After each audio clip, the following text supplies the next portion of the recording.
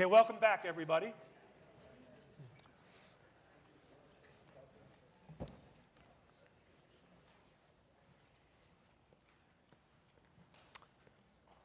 So it's my pleasure to welcome John Freedman. He's the Vice President for Global Partnerships and Policy at GE Water and Process Technologies. And we'll find out what that means in a second. I've had three distinct experiences with General Electric and very varied. One is that starting in August 6, 1975, when the first information came out about PCB contamination of the Hudson. Yes, Larry? that went on for a large part of my career. The second was profoundly different. When my sister-in-law was being treated for cancer at Sloan Kettering Cancer Center, and it was my job to bring her and take her home. She was living with us.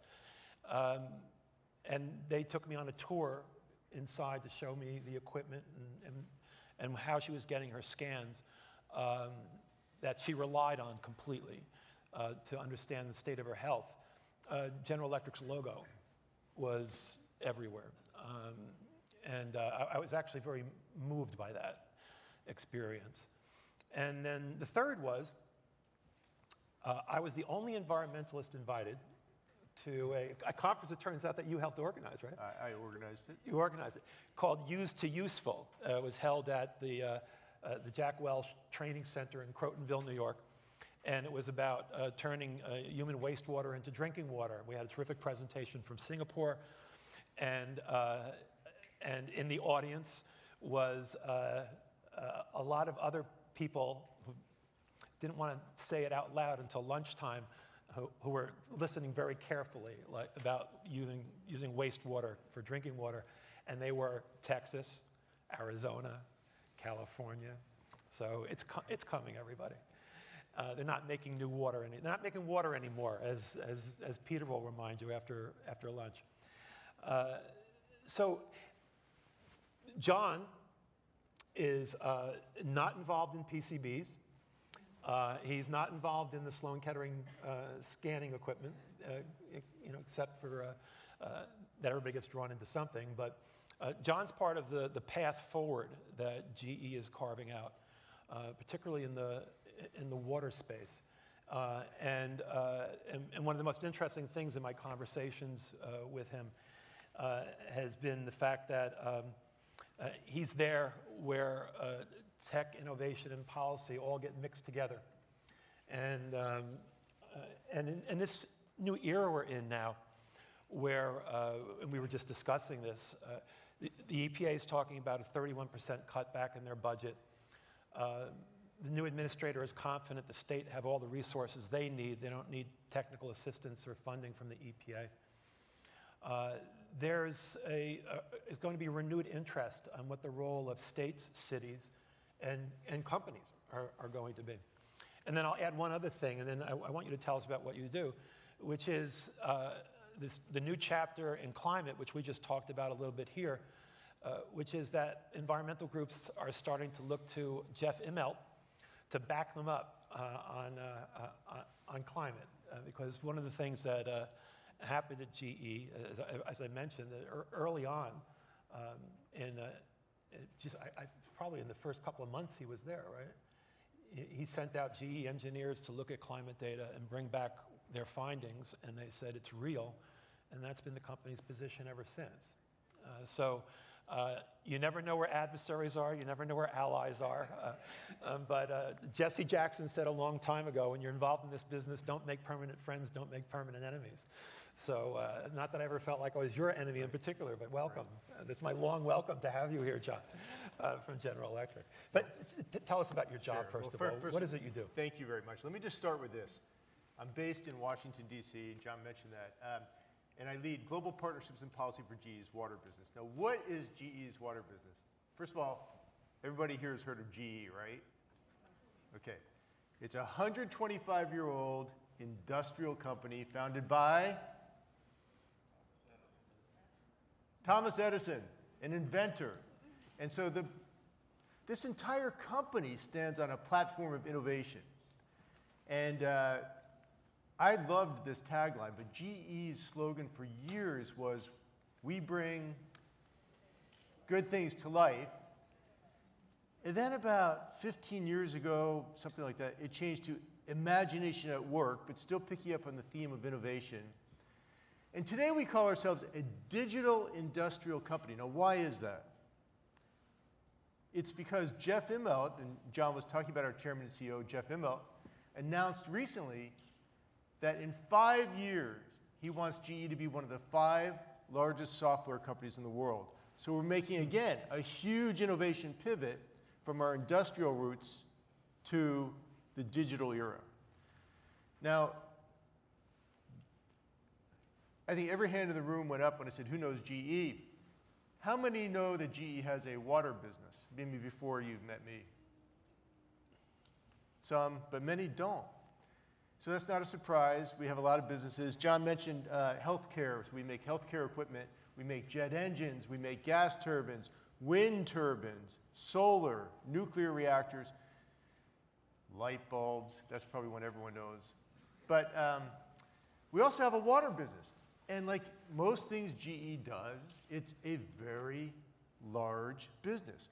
We have 50,000 water customers in 130 countries.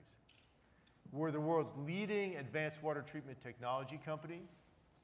Our technology is used to treat water and wastewater for cities and for industry. And then just to establish my street cred for this conference, John, I will say, John mentioned Jeff Immelt kind of focusing on climate change. I spent a year working in GE's corporate headquarters as the project leader responsible for developing GE's global sustainability initiative, which is now called Eco-Imagination. So I was there at the roots, and this is all thanks to Jeff Immelt, who said, hey, we got to do something in the sustainability space. I don't know what it is, but I want to do something big. And GE launched this program. Has anybody heard of Eco-Imagination? Peter Glick. It's our, that's good, Peter. It's a MacArthur Genius Award winner. It shows. So I just want to say that, you know, GE said, look, climate change is real, and we're going to try and do something about it. We're going to spend billions of dollars investing in R&D for best-in-class environmental technologies. We're going to get these in, like wind turbines. We're going to get these in the hands of our customers. And also, we're going to get our own house in order. We're going to reduce our greenhouse gas emissions, our energy intensity. And by the way, what we're talking about today, water. So GE announced a goal of reducing its global water consumption by 25%. That goal was announced in 2008. Today, we've reduced it by 45%, and we're still going. Yeah. So since you mentioned Peter, I'm going to mention him too. Yesterday, when we were, Peter met with some classes. We also had a great lunch with faculty and students. And you know, one of the things that you said, Peter, that I remembered very well is that everybody likes to talk about innovation. And what innovation actually means is starting to get pretty soft. For some, it's a sales pitch. And as you can imagine, if somebody hears a phrase like eco-imagination, the first thing they think is, oh, really? Yeah. But from General Electric's point of view, you know, what do you mean when you say innovation, and particularly with what GE is trying to do with water? Yeah, so look, I think the whole company is based on a platform of innovation, as I said, and as it relates to water, we're really focused on addressing scarcity. And I think, you know, you heard, was it Lin Hang from Singapore and Peter and Upmanu Lal from Colombia. A lot of people talked about water scarcity. I think Steve Freedman, the president, did in his opening remarks. We think it's a huge issue globally. I agree. I think it's driven by climate change to a great extent, but also by, I guess Michael Berkowitz was talking about globalization, urbanization, all of these factors. So we have to do something about it. And the one thing I want to say also is that about 5 years ago, the World Bank released a report where they said the world has kind of reached a tipping point where demand for fresh water exceeds supply. That's not getting any better. So GE says we need to do something about this from a technology standpoint. And we're very focused on water reuse technology. We heard the Singapore kind of case study on that. But the world is only reusing about 3 to 4% of its wastewater today. So in effect, John, there's this huge reservoir out there waiting to be tapped into if you have the right technology and the right policies to do that. And we think that's really the key to the kingdom. So we're focused on water reuse. And then by extension, we want to treat the water for reuse in an energy neutral way. So we want to actually extract the energy that's in the wastewater in terms of organic material, convert it to biogas, and convert the biogas to electricity. And then the third thing we're working on now is digital water solutions. So in other words, how do you do this whole process as efficiently as possible in terms of treating the water and moving it? And it's a big deal because this is kind of where the energy water nexus comes together. 3% of the electricity in the US, Peter, I assume that you have the same statistics, but our data says 3% of the electricity in the US goes to running municipal wastewater treatment plants. Imagine if you take those off the grid. Mm-hmm. An extraordinary amount goes to energy. I mean, just on the Hudson River alone, at the Indian Point plants, we're using 1 million gallons of water a minute. It's not consumptive use, but it certainly ruins the fish population. We use 1 million gallons of water a minute at the Indian Point. And you put it back in the water at a different temperature. Yeah. So it's like something like is it 40%, Peter, or around there? Water is actually used for generating energy in the United States. So, but talk about that, because I was interested when you were telling me about this. So not only are you developing the reuse of sewage for water, but actually through that process also creating a power source to run the plant that filters the water. Yeah, it's just, we call it energy neutral wastewater treatment. So it's basically, we have anybody here know membrane bioreactors?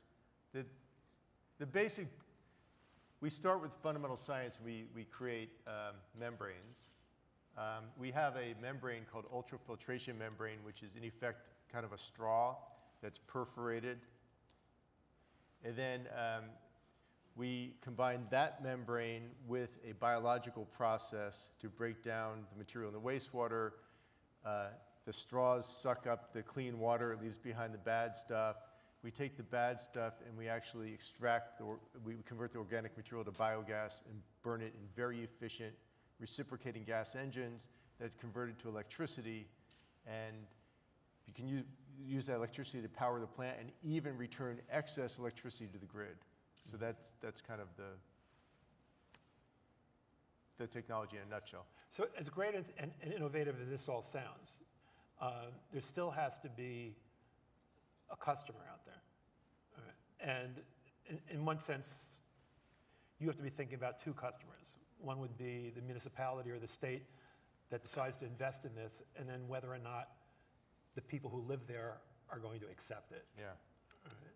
So you're not selling MP3 players where people can't wait to hear their music in their ears. No. No. You're telling people that they could be drinking their own shit. So what's the challenge for anybody here like Jon Stewart? Yes. Yes, I think the guy, he's incredible. And anybody ever see his show when he had an episode on wastewater reuse? Peter. Every class has an A student. So Jon Stewart ran the show, and the context is the drought in California. So they just went through the worst, I hope coming out, of the worst drought in the last 500 years. And Jon Stewart used the Canada Dry soda, that logo, and they just changed it to California. So California Dry, and he's kind of, wait, I just thought we decided against going with that logo, But in any event, he said, toilet to tap. Whoever came up with that slogan did a great disservice to water reuse, because he said, people, it's not like we're just putting a straw in the toilet and drinking. You know, there's technology involved. And by the way, that's what GE does. We make that technology. And so, yeah, there's this psychological hurdle to using treated wastewater. But as Donald Trump would say, believe me, we have big league technology that can do it. So we have technology that can treat this water, and it's 100% safe. And it can be used, John, to run power plants, which do use around 45% of all the water in the U.S. It can be used to grow crops. It can be used, to for run clean drinking. Rooms? Clean rooms? Yeah. It can be used for anything. You can Microchip. Yes. No. We have a clean room. That's why I was wondering why you knew that. But you know a lot. So the point is that I'm a good student too. You can extract the H2O molecule from the wastewater. You can use it for anything. And the issue is, to me, the technology is there. Can we make it more energy efficient? Absolutely. And we have a whole host of R&D programs every day where we're doing that. But can we bring down the capital cost? Absolutely, and we're working on that. But the fundamental issue is, to me, policy, right? Because the technology exists. We have areas of the world where we have huge amounts of water scarcity, including the Middle East, which is an obvious one, but even places like Brazil, which, by the way, Brazil has 13% of the world's freshwater resources. But the taps in Sao Paulo last year were running dry, right? They have droughts too. So you got to be able to take this wastewater, which is a resource, and treat it for reuse. Why? Because what are your options? You can conserve water, you can desalinate water, and you can reuse wastewater. Conserving water is great. It only gets you so far, though, as California found out. Desalination is a great option to have, especially if you have coastline or brackish groundwater, but it's still pretty expensive and very energy intensive. Or reuse, which costs about half to a quarter as much as desalination. So we need to see more reuse, and to me, that's a place where policymakers can step in and make a big difference. Now, Len Hang didn't have the chance to go into detail about it, but one of the most interesting things that I learned at the Use to Useful conference that I went to at GE's training center was the extent to which Singapore invested time, energy, money, publicity, ad campaigns, and everything to get people ready and to New Water, which I had my first bottle of when I was at the New Water is a bottled water of wastewater to drinking water, and I had my first bottle at I think I was the first one to drink it. All the engineers stared at it. You know. I can see that was just for publicity. Yes. Do not bottle New Water. Right. For sale. Right. But it was important, though. I mean, that's what I meant, though. The idea was to get people interested, get them accustomed to it, and water has actually become a central part of Singapore culture now for many reasons, and it was a brilliant way of approaching the problem. But now, when you're looking at your markets, maybe there are ones that are obvious. They're in such dire circumstances. When you're looking at the United States market, what are you seeing? Well, first of all, on Singapore, Singapore punches way above its weight. World leader in water reuse policy and thought leadership. And Khoo Teng Chai, who was the executive director or CEO of the Public Utility Board of Singapore, was at that meeting in Crotonville, and he was one of our speakers. He did a great job. But in the here in the U.S., so globally, I said the world's reusing about 3 to 4% of its wastewater. In the U.S., according to the Water Reuse Association, it's 6 to 8%. And in California, and I don't want to call him Peter again, but the numbers I've heard, Peter, are like 10 to 13%. Does that sound right? Okay, even coming out of the worst drought, like in our lifetime. So we can do a lot more in the U.S. And why do I say that? Because let me give you context.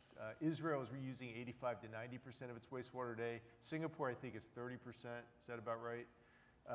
Saudi Arabia has set a goal of reusing 65% of its wastewater. So this is a great resource waiting to be tapped into. The technology exists. It's a question of policy, and we can do a lot more. And that will, by the way, largely drought-proof us once we implement these technologies, especially at power plants. So let's talk about technology transfer and proprietary technology for a moment. One of the things that happened at the Crotonville meeting, I mentioned I was the only environmentalist there. And I didn't invite you. I don't even know how you got in.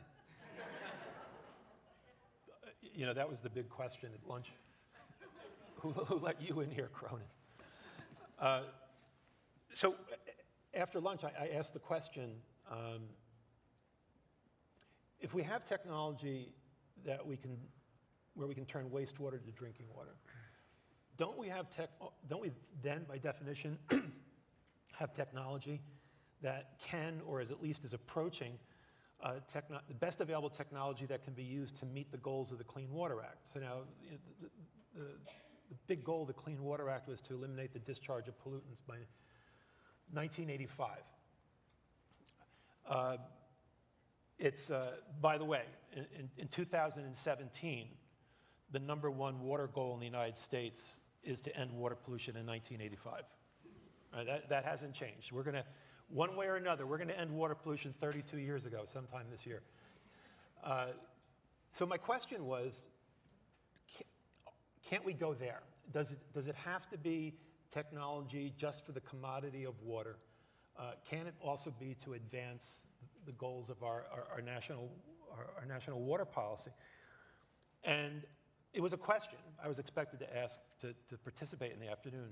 And one of the engineers raised his hand and said, the Clean Water Act is a punitive law. It's not about innovation. It's not about technology. Now, anybody who knows the history of the Clean Water Act and understands what it's really about, that's all untrue. What was worrisome was that very, very smart people, some geniuses sitting in the room, actually believed it to be true. And this is now here's where, you know, there's this terrible policy conflict, policy, innovation, technology. And what it led me to start thinking about is, all right, so how do we overcome this obstacle? Do we have technology that's so proprietary that no matter how much I wish it, it's only going to be used for drinking water because that's the easiest route to turning the profit on? Or is this technology going to start transferred for other uses? Oh, well, the technology exists to treat drinking water, to make it perfectly safe, and to treat wastewater to make it perfectly safe for discharge today. And it's really just, I think, economics. So it's cost. And you know, one of the really challenges in the water industry in getting technology deployed is that a lot of communities around this country don't have enough money to buy the solutions they need. Part of that is just that you guys heard the American Society of Civil Engineers. Anyway, it's a large association in DC, and they just released a report, and they gave the U.S. Drinking water infrastructure a grade of a D, and wastewater marginally better at D+. I mean, that's worse than I did in calculus at UVA and calculus 2. It's hard, but does that mean you took it twice, or is calculus 2? I converted to pass-fail, and I passed, but not by much. And what I want to say is that, you know, this infrastructure is in such bad shape, not because people want it to be in good shape. I mean, the people who run these municipal water systems are smart, dedicated people. It's because you know, of underinvestment accumulated over decades, and now we have 240,000 water mains breaking a year, which, if my math is it's about 7,000 a day. So it's a huge issue. It's a big issue to try to catch up on all at once. American Society of Civil Engineers says we need to invest $1.234 trillion over the next 20 years. So, John, it's not just it's not just a technology story. It's a economic story, and part of that is driven by, I think, you know, water rates that historically have been pretty low. But part of the role of innovation is to drive the price point down. Absolutely, and working on that every day, and prices have come way down, and you know, it's still, I think, at the end of the day, the more money that are in the hands of communities, the more able they'll be to address this issue that's built up not over 1 or 2 years, but over decades and decades. And so this brings me to another discussion we had about the policy innovation nexus, all right, which you started alluding to. And you know, sort of a broad example is that, again, the 1972 Clean Water Act, if you're company A and you have a permit to discharge 5 milligrams per liter of oil and grease, and here's company B, and company B says, I've got a mission. I want to be a good corporate neighbor. I'm going to discharge 0, whatever it takes. I'm going to invent a new technology if I have to. Company B, I know the answers to this. I don't know if you do. Company B gets what for that extra effort? An Eco-Imagination Award? Yeah, probably a certificate from the EPA. But that, you know, it kind of runs counter. Not that people should be rewarded for everything nice they do, but one of the things that's missing from a lot of water policy are the incentives, are the rewards, are this idea of that what our drive should be towards excellence, not just compliance. So I agree completely. And so last year, I didn't know he was going to wave this around, by the way. you know, it's okay. But the Wharton School of the University of Pennsylvania has an initiative for global environmental leadership, and I'm on the board. And last year, we jointly released this report, which highlights 150 examples of policies that governments around the world have put in place to promote more reuse, and that are already working. So it's a menu of policy options for governments who want to put new policies in place.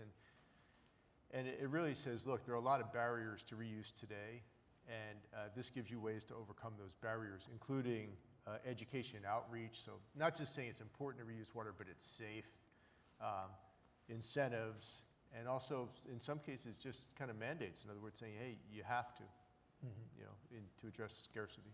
So this is online if anybody wants it. So you operate in the policy. I'll leave it here for one lucky person. You operate in the policy sphere. Yeah. So what are the policy priorities that you see sitting where you sit?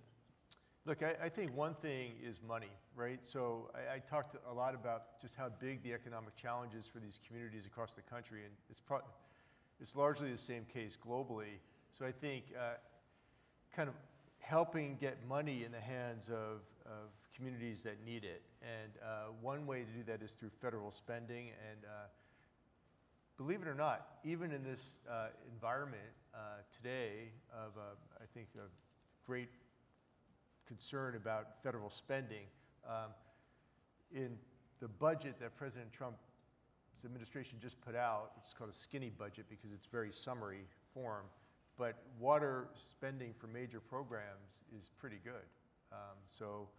John, you mentioned EPA's budget is targeted for a 31% cut. That's true. But the principal program where EPA provides money to communities across the country for their water systems, called state revolving funds, actually went up $4 million on a base of $2.3 billion. So, you know, it didn't, in percentage terms, 0, right? But still held constant. That's good. So I think you need to get money in the hands of these communities that need it. Federal dollars are one thing, but in this environment, I don't think we're going to see big jumps in federal dollars. So I think you need to unleash private sector capital. And there are a number of ways you can do that. And I can talk about those if that's of interest. But I think you need to get the private sector investing in communities to help them meet their water needs. So one of the things we talked about during this last panel is the divide, you know, is the gap.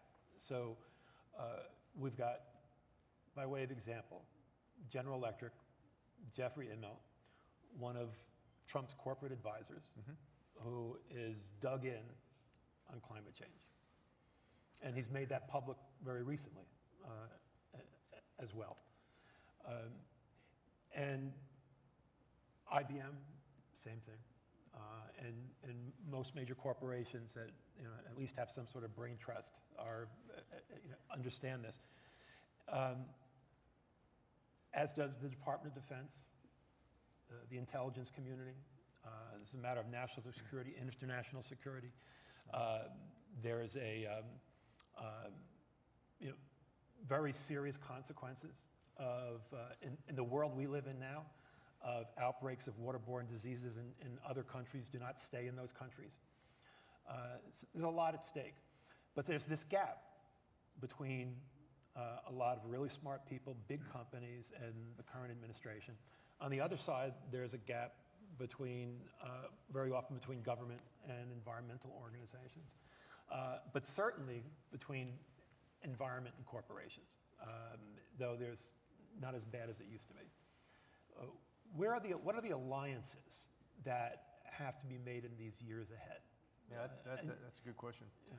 So first of all, I remember as congressman, former congressman, but we'll use the honorific, still Congressman Ottinger yeah. mentioned that it's important for big companies like GE to stand up and speak about the importance of addressing climate change. So just to respond and head on to that, Jeff Immelt, our chairman, did just write a blog and has given interviews on this topic saying, look, climate change is real. We need to address it through global agreements, and the United States needs to play a constructive role in that. So we are on record as saying, this is something that needs to be addressed. And in terms of the divide between kind of, I guess, maybe some corporations and the environmental community, that's a divide that's being bridged increasingly. I know GE is very involved in working with the environmental community. I can give some examples of that.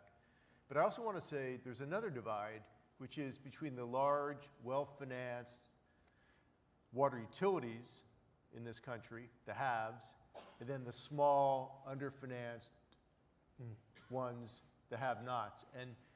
And the haves, like DC Water, they have lots of ratepayers, lots of money. They have scientists that can focus on specific issues. They can try the best and newest technologies and make sure they work for their needs and pilot them before they roll them out in a larger way. And the small communities don't have the resources to do that. I'm generalizing, but as a rule. And so there's a new effort that DC Water has started, and they're led by a visionary guy named George Hawkins. Anybody ever hear of him? I have Peter. Peter's smiling, so yes. Not your typical water guy. He's a Princeton undergrad, Harvard law degree, worked at a famous law firm in Boston, and now he's in the water industry running a utility. He's bringing just creative ideas to the sector. His new thing, he's calling Blue Wave. He wants to take his wherewithal, his expertise, his knowledge, and share it with the have-nots. And he's beginning to do that. And I think that holds a lot of promise for our nation going forward. But in terms of environmental communities, look, GE and Goldman Sachs got together and co-funded the World Resources Institute. You guys heard of that? I think it's a very highly regarded environmental think tank based in Washington, D.C., to create something called the Water Risk Atlas, also known as Aqueduct. So it's an online water risk assessment tool. In any event, there are lots of ways I think we're coming together with the environmental community, John, and we can do more together. Yeah, I have probably at least a dozen other questions I want to ask you, but we're going to run out of time very shortly. So, but I do want to come back to something because just my own curiosity. I know you're good friends with John Haggard. John Haggard was the director of the PCB cleanup project on the Hudson River. So when you guys talk, what do you say? You say, boy, I'm sure glad I don't have your job, or John because I have to talk to people tomorrow. Or, John has a big job. He's not just responsible for the Hudson River issue, but he's responsible for global, all environmental remediation issues globally for GE. Which, given how old the company is a big deal. So do you feel that split personality inside the GE culture, or is everything so siloed that everybody goes about their own business? Well, it's not that it's so, we all have the lanes in which we principally drive. Doesn't mean we don't know what other cars are on the highway. But John, he's got a job separate from mine. It's something I'm aware of. We have coffee from time to time. We usually talk about sports. But when GE looks at its corporate mission, Yeah. is there some sort of synthesized, integrated way it looks at its corporate mission that pulls in what you do and what John does? Or is John just, I don't mean to single out John. Let's just, the environmental remediation is a company like issue GE has to do. Are those, I'm trying to look inside corporate culture a little bit.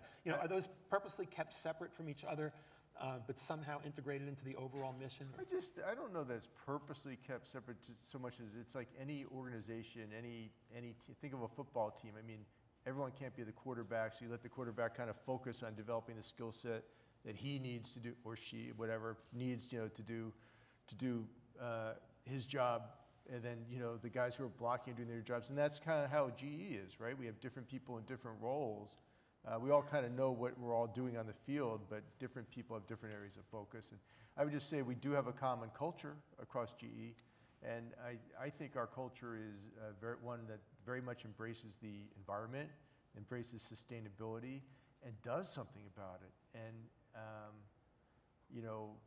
and by the way, I talked about eco-imagination in my kind of opening comment, but GE just celebrated the 10-year anniversary of eco-imagination, and we did it in Paris at the same week as the COP 20. What was the number? 21.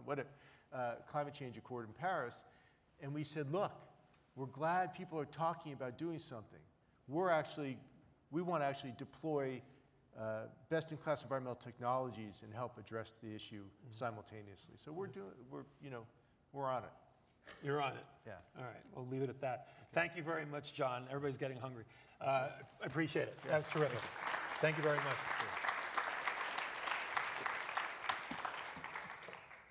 I'll leave this for you if you want. And through today and tomorrow is our resident scholar for water for these 3 days as part of our Dyson College Institute for Sustainability and Environment program.